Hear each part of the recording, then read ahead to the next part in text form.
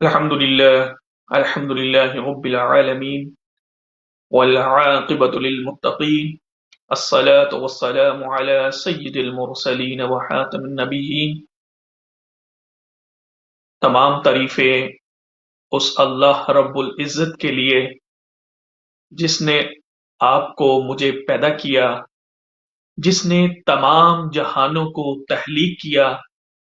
ان گنت لاتعداد درود و سلام نبی آخر الزمان صلی اللہ علیہ وآلہ وسلم پر جو وجہ تخلیق کائنات ہیں.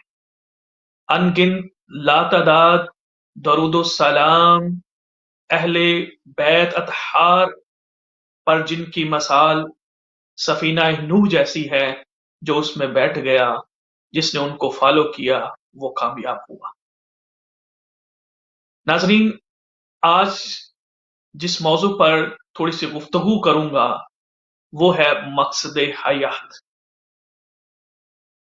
یہ ٹاپک اس لیے بھی بڑا اہم ہے کہ جب تک انسان کو اس مقصد کا علم نہ ہو جو اس کو اس کی منزل تک پہنچائے گا، انسان کے لیے وہ راستہ طے کرنا مشکل ہو جاتا ہے.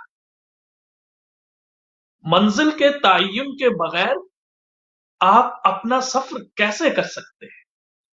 لہذا آج کے اس مختصر گفتگو میں اس بات کا احاطہ کرنے کی کوشش کروں گا کہ ایک انسان کے لیے، ایک مسلمان کے لیے مقصد حیات کیا ہے. اللہ رب العزت نے انسانوں کے لیے، مسلمانوں کے لیے جنت کے انعاموں، کرامات اور دوزخ کی عذاب اور مشکلات سے بچانے کے لیے انسان کی زندگی کو ایک امتحان گاہ کی طرح بنایا ہے. انسان کی یہ زندگی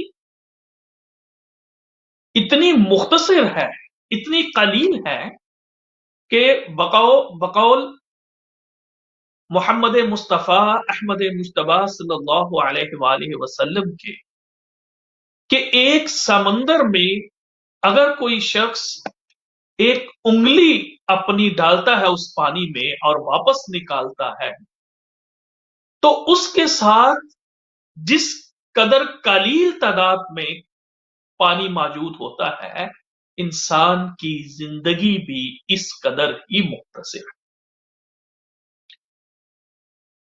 میرے دوستوں، میرے بھائیوں، میری بہنوں، انسان کی زندگی کا کوئی بھروسہ نہیں ہے. انسان اگر کھڑا ہے تو وہ یہ پوری یقین کے ساتھ نہیں کہہ سکتا کہ کیا اس کو بیٹھنا بھی نصیب ہوگا یا نہیں. اور اگر انسان بیٹھا ہوا ہے تو وہ پوری یقین کے ساتھ یہ نہیں کہہ سکتا کہ کیا اس کو اٹھنا بھی نصیب ہوگا یا نہیں. یہاں تک کہ جو سانسیں ہم اندر لے کے جا رہے ہیں، ہم یقین کے ساتھ نہیں کہہ سکتے کہ وہ ہماری سانسیں باہر بھی آئیں گی کہ نہیں. یعنی یہ ہماری زندگی اس قدر قلیل، مختصر اور بے ثبات ہے کہ ہم کوئی چیز حتمی یقین کے ساتھ نہیں کہہ سکتے. اس لیے اللہ رب العزت نے اس زندگی کو ہمارے لیے ایک امتحان گاہ کے طور پر رکھا ہوا. یہ ایک سفر ہے جس کی منزل روز آخرت ہے. اور جب کوئی شخص کسی منزل کا تعین کرتا ہے، اس کے اوپر روانہ ہوتا ہے، تو وہ یہ دیکھتا ہے کہ اس کے پاس سفر کے لیے تمام جو لوازمات ہیں، تمام ضروریات جو ہیں وہ ہیں یا نہیں. اس لیے میرے دوستوں، میرے بھائیوں، میری بہنوں، یہ جو زندگی اللہ رب العزت نے ہمیں دی ہے، اس کی مثال قرآن یہ کہتا ہے کہ یہ تو اس کی مثال تو ایک مچھر کے پر سے بھی کم ہے۔ نبی اکرم صلی اللہ علیہ وآلہ وسلم اپنے اصحاب کے ساتھ سفر پہ جا رہے تھے کہ رستے میں آپ نے دیکھا کہ ایک بکری کا بچہ مرا پڑا ہوا تھا اور اس کا جسم اس قدر گل سڑ چکا تھا کہ اس میں سے بدبو آ رہی تھی۔ آقا دو جہاں ہادی مرسل محمد مصطفیٰ صلی اللہ علیہ وآلہ وسلم نے اپنے اصحاب سے پوچھا کہ تم میں سے کون ہے جو اس مرے ہوئے بکری کے بچے کو خریدنا چاہتا ہے؟ صحابہ کرام نے کہا کہ یا رسول اللہ، اس کو خریدنا تو کجا، اس کو تو کوئی مفت میں لینے کے لیے بھی تیار نہیں ہوگا۔ تو قربان جاؤ آقا دو جہاں صلی اللہ علیہ وآلہ وسلم پر کہ آپ نے فرمایا کہ اس دنیا کی مثال اس مرے ہوئے بکری کے بچے جیسی ہے، کہ جیسے تم اس کو مفت میں لینا نہیں چاہتے، اسی طریقے سے زندگی جو ہے وہ اس قدر بے ثبات ہے، قلیل ہے، مختصر ہے۔ تو میرے بھائیوں، جیسا کہ میں نے شروع میں عرض کیا کہ اللہ رب العزت ہمیں روز قیامت جنت کی جو نعمتیں ہیں ان سے نوازنا چاہتا ہے، اور جو دوزخ کی مشکلات ہیں، جو اس کا ایک عذاب ہے، دردناک عذاب ہے، اس سے ہمیں بچانا چاہتا ہے۔ اس لیے اس دنیا میں ہمیں اس لیے بھیجا ہے کہ ہم اپنے اعمال کے ذریعے اس امتحان میں کامیابی حاصل کریں۔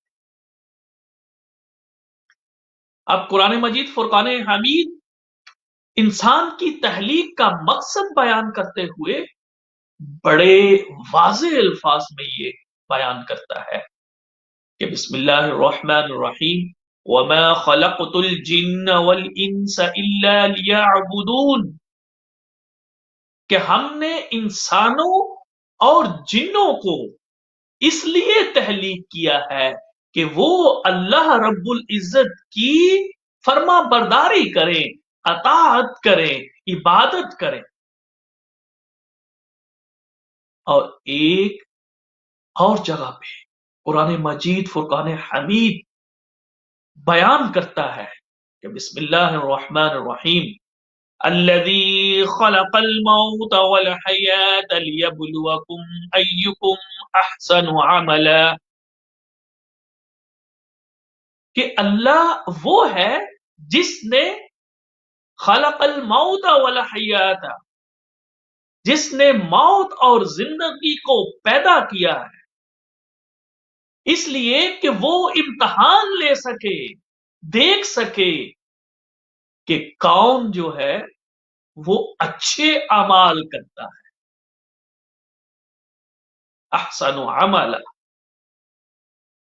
اعمال احسن کرتا ہے۔ یہ وہ مقصد حیات ہے، یہ وہ مقصد زندگی ہے جس کے لیے ہم زندہ ہیں، ہم سانسیں لے رہے ہیں، روز و شب گزار رہے ہیں۔ اب قرآن نے یہ واضح طور پر بتا دیا کہ یہ امتحان گاہ ہے کہ اللہ دیکھ سکے کہ کون اعمال حسنہ کر رہا ہے۔ اور قرآن کریم اللہ رب العزت کی ایک ایسی کتاب ہے، ایسا کلام ہے جس کے بارے میں اللہ رب العزت ارشاد فرماتے ہیں ذالک الکتاب لا ریب فیہ، یعنی ایسی کتاب جس میں کوئی شک نہیں ہے, there is no doubt in it. اور جب وہ کتاب مبین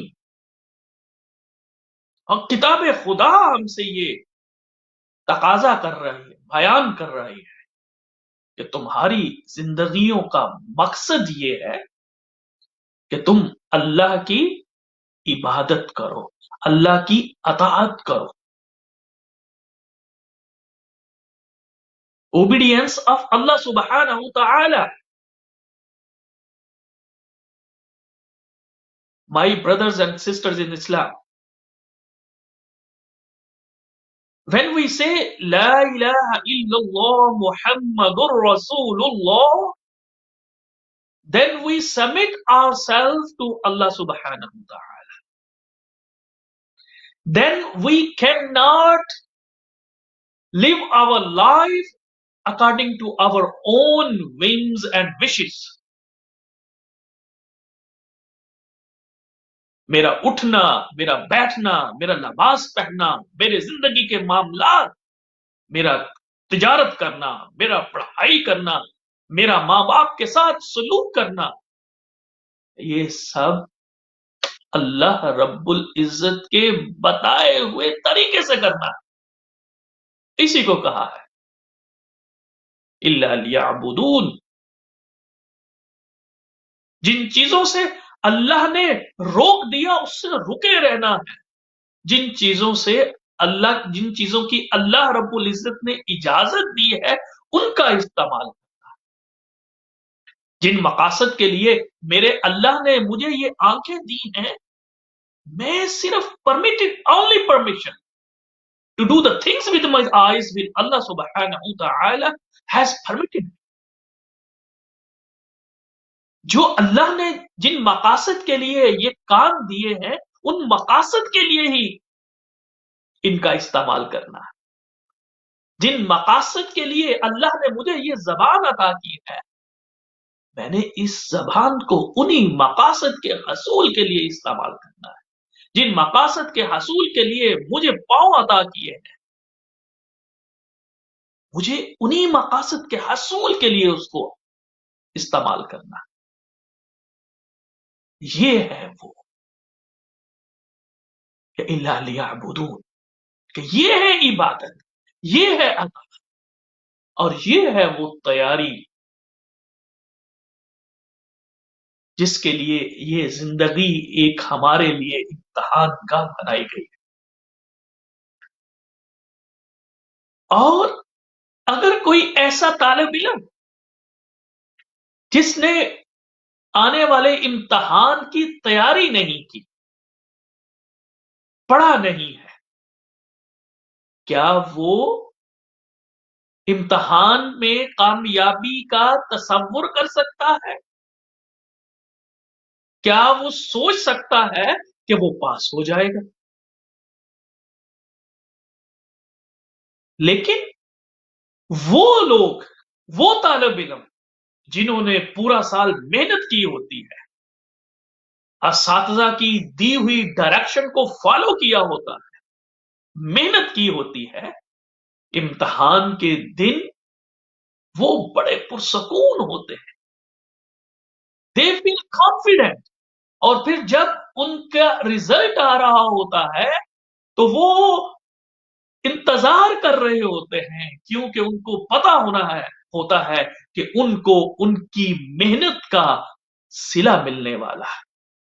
ایسا پاسبل نہیں ہے میرے بھائیوں, میری بہنوں, کہ ہم اس دنیاوی امتحان میں کامیابی کے لیے تو محنت کریں, لیکن وہ زندگی جس کو اللہ نے ہمارے لیے امتحان گاہ بنایا ہے اور ہمارا ریزلٹ ڈے آف ججمنٹ میں ہمارے سامنے آنے والا ہے, جب میزان لایا جائے گا اور ہماری اچھائیاں اور برائیاں ہمارے سامنے آ جائیں گی, جب انسان کا ہر اعضاء اس کے خلاف یا اس کے حق میں گواہی دے گا. وَمَن يَعْمَلْ مِثْقَالَ ذَرَّةٍ خَيْرًا يَرَهُ وَمَن يَعْمَلْ مِثْقَالَ ذَرَّةٍ شَرًّا يَرَهُ. جب چھوٹے سے چھوٹے اچھے عمل کی جزا دی جائے گی اور چھوٹے سے چھوٹے ذرہ برابر غلط کام کی باز پوش کی جائے گی. اس وقت کوئی بیوقوف ہی ہوگا جو یہ سمجھے گا، جس نے اس امتحان کی تیاری نہ کی ہوگی تو وہ سمجھے گا کہ وہ اس میں پاس ہو جائے گا. ایسا میرے بھائیوں ممکن نہیں ہے. اس لیے مقصد زندگی کو سمجھنا بڑا ضروری ہے. اور یہ جو سانسیں اللہ نے ہمیں مستعار دی ہیں، ادھار دیے ہیں، یہ وقت ہمیں دیا ہے. روز قیامت تو پھر کہا جائے گا کہ یا اللہ مجھے ایک دفعہ دوبارہ دنیا میں بھیج، میں اپنی زندگی کو ایسے گزاروں گا جیسے تو نے کہا. لیکن اس وقت وہ مہلت ختم ہو چکی ہوگی. رسول خدا صلی اللہ علیہ وآلہ وسلم فرماتے ہیں کہ جب انسان کا وقت پورا ہو جاتا ہے اور اس کا دنیا سے کوچ کرنے کا وقت آن پہنچتا ہے تو چار فرشتے حاضر ہوتے ہیں اور یہ مرنے والا شخص ان چار فرشتوں کو دیکھ رہا ہوتا ہے اور ان کی گفتگو بھی سن رہا ہوتا ہے. اور یہ وہ وقت ہوتا ہے، یعنی ان چار فرشتوں کو دیکھنے کا وقت، یہ وہ وقت ہوتا ہے کہ جس میں توبہ کا دروازہ اب بند ہو چکا ہے. اس سے پہلے تو توبہ کا دروازہ کھلا ہوتا ہے. اللہ رب العزت قرآن مجید میں ہمیں پکار پکار کر کہہ رہا ہوتا ہے یا ایھا الانسان ما غرک بربک الکریم، کہ اے انسان تجھے کس چیز نے اللہ رب العزت کی کرمیت سے، اس کی رحمت سے روکے رکھا. اگر تیرے گناہوں زمین سے لے کے آسمان تک چلے جاتے تو پھر بھی اگر سچے دل سے تو اپنے اللہ کے حضور ندامت کے آنسو بہا دیتا ہے تو اللہ رب العزت تجھے معاف کر دے گا. لیکن یہ ندامت کے آنسو بہانا، یہ توبہ کرنا، یہ صرف اسی وقت تک ممکن ہے جب تک توبہ کا دروازہ کھلا ہے. تو میرے بھائیوں، وہ جو چار فرشتے آ جاتے ہیں جس کو وہ مرنے والا دیکھ رہا ہوتا ہے، سن رہا ہوتا ہے، تو ان میں سے ایک کہتا ہے کہ اس نے جتنا کچھ اس دنیا میں کھانا تھا وہ کھا لیا، اب اس کے لیے ایک بھی لقمہ اور میسر نہیں. دوسرا یہ کہتا ہے اس نے جو کچھ پینا تھا وہ پی لیا، اس کے لیے اب ایک گھونٹ بھی آپ کا پانی کا میسر نہیں ہے. تیسرا فرشتہ کہتا ہے کہ اس نے جتنے قدم چلنے تھے وہ اب چل لیے، اب اس کے نصیب میں ایک بھی قدم اور چلنا نہیں ہے. اور چوتھا فرشتہ یہ کہتا ہے کہ اس نے جو اعمال کرنے تھے، وہ اچھے کرنے تھے، برے کرنے تھے، وہ کر لیے، اب اس کے بعد یہ کوئی عمل نہ کر پائے گا. میرے بھائی، جب یہ چار فرشتے آپس میں یہ گفتگو کر رہے ہوتے تو اس کے ساتھ ساتھ نبی اکرم صلی اللہ علیہ وسلم فرماتے ہیں کہ 18 فرشتے اور نازل ہوتے ہیں. ان میں سے 9 فرشتے ایسے ہوتے ہیں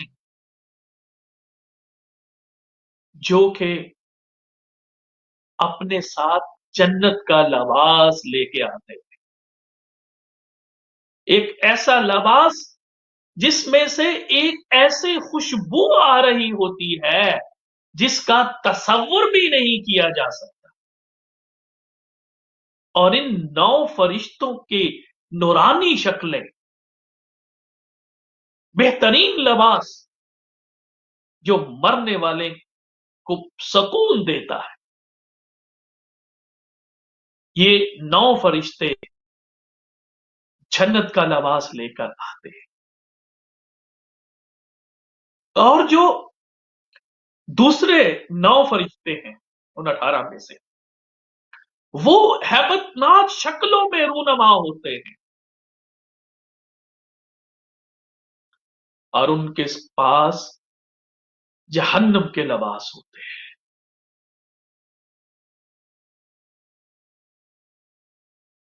आज तो शायद माय ब्रदर्स एंड सिस्टर्स इन इस्लाम, आज तो सारी शायद हमें ये कहानियां नजर आएंगी, लेकिन याद रखिएगा कि जिस दिन फिर अपने अल्लाह रब्बुल इज्जत के सामने खड़ा होंगे और हिसाब किताब होगा, तो ये कुरान ये कहता है कि फिर वो कहेगा हमें तो ये पता ही नहीं था कि हमारा हिसाब किताब भी होना है, हमने अपने अमाल का जवाब भी देना है, हम अपने अल्लाह के हजूर पेश भी होना है। यही आज हमारा हाल है मेरे भाई,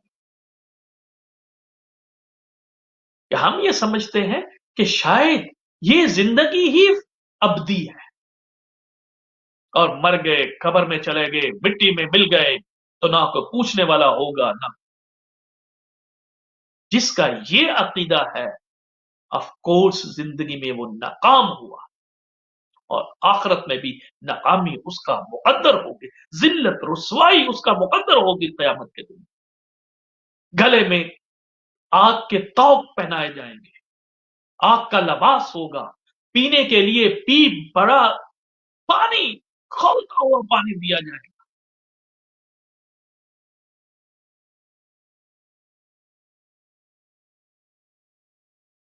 इसलिए मेरे भाइयों, आज ये वक्त है, ये सांसें जो अल्लाह रब्बुल इज्जत ने हमें मुस्तार दे रखी है, उधार दे रखी है, इनकी कद्र कीजिए और अपनी जिंदगियों को उस तरह ढालने की कोशिश करें जिसका तकाजा अल्लाह रब्बुल इज्जत हमसे कर रहे हैं। और हमारी गाइडेंस के लिए अल्लाह की किताब मौजूद है, तो हम तो कयामत के दिन ये भी नहीं कह सके कि हमें तो किसी ने बताया नहीं था। उस वक्त कोई बहाना, हीला काम नहीं आने वाला मेरे भाई। जब हमारे अपने अज़ाई हमारे खिलाफ गवाही देंगे, तो फिर बहाने कहां से चलेंगे? फिर जब आपके हाथ ही कहेंगे कि ये अल्लाह अल्लाह अल्लाह ताला, इसने हमारे हाथों से वो काम किए, हमसे वो काम किए जिससे तूने उनसे मना किया था। जब आंखें हमारे खिलाफ गवाही देंगी कि वो चीजें देखी जिनसे हमें रोका गया, जबान गवाही देगी कि इसने वो कलमात अदा किए जिनसे रोका गया था, वो गालियां दी, वो झूठ बोला, वादा खिलाफी की। ऐसी सूरत हाल में मेरे भाइयों, कोई जगह छुपने के लिए नहीं होगी रोज़े क़यामत में, याद रखिएगा। आज ये वक्त है, मैंने एक छोटी सी मसाल आपको दी है, दुनिया का तालब इल्म अपने इम्तिहान के लिए जब मेहनत करता है, तो उसको दुनिया में उसका सिला मिलता है कि वो पास होता है विद फ्लाइंग कलर्स, और दुनियावी तौर पर अच्छी जॉब मिलती है जिससे वो उसको अच्छे पैसे मिलते हैं। ये वो इनाम है जो उसने मेहनत की है। अब इस जिंदगी में हम जो मेहनत करेंगे, जो कुरान हमें कह रहा है, जो अल्लाह रब्बुल इज्जत हमें कमांड कर रहे हैं, जो अल्लाह के रसूल हमसे तकाजा कर रहे हैं, अगर हमने अपनी जिंदगियों को उस मेहनत से किया, तो फिर उसका इनाम हमें आखिरत में जन्नत की सूरत में, जन्नत के लवाजमात की सूरत में अल्लाह रब्बुल इज्जत जरूर अता फरमाए। बेशक अल्लाह रब्बुल इज्जत अपने वादे पूरे करने वाला है।